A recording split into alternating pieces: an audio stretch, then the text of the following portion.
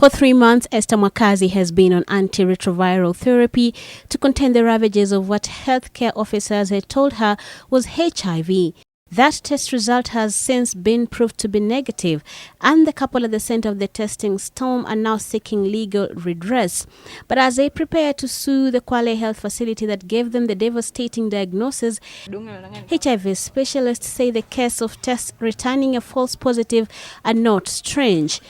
Dr. Joseph Alwach heads the HIV Clinicians Society of Kenya, and he says the most commonly used test kits, the rapid diagnostic tests, are prone to returning false positives. Even as much as 4 out of 10 tests you do, you can easily find a false positive. If you had to go with the first test alone, you probably get 4 people, treat them as positive without good reason. In Kenya, the RDTs are the most affordable and accessible testing kits, even in the most remote healthcare centers. However, according to Dr. Alwach, this needs to be used carefully, and in some cases, confirmation tests using more sophisticated machines are needed. I mean, it will take a lot of economic development to completely get rid of this test. You cannot, medical alone will not get rid of it. You need to get rid of elevate our social status. Make sure that in every district or every dispensary there's a high-tech laboratory that will have the so-called confirmatory test kit.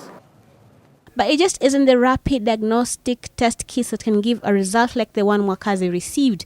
Other factors come into play and can influence a false HIV positive test result. One of the commonest cause of false positive HIV test using the rapid diagnostic test is pregnancy. Just being pregnant can give you a false positive. Those who have been vaccinated can also immediately after the vaccination have false positive tests. The environment in which one lives also plays a part, as well as the manufacturer defects to the equipment can be a pointer to this result. Indeed, in Kenya and neighboring Uganda, there have been several cases of false HIV positive test results. According to the HIV Clinicians Society of Kenya, a false HIV positive test result might not necessarily be a matter of life and death. It's more dangerous for you to touch with HIV in your body untreated than probably to give you a few months of unnecessary treatment. The HIV clinician, however, warns that the issue of the false positivity in the case of Mwakazi should not be handled by the county government as has been promised, but should be left to the technical experts to determine what exactly caused the distressing results for the young family. Brenda Wanga, NTV.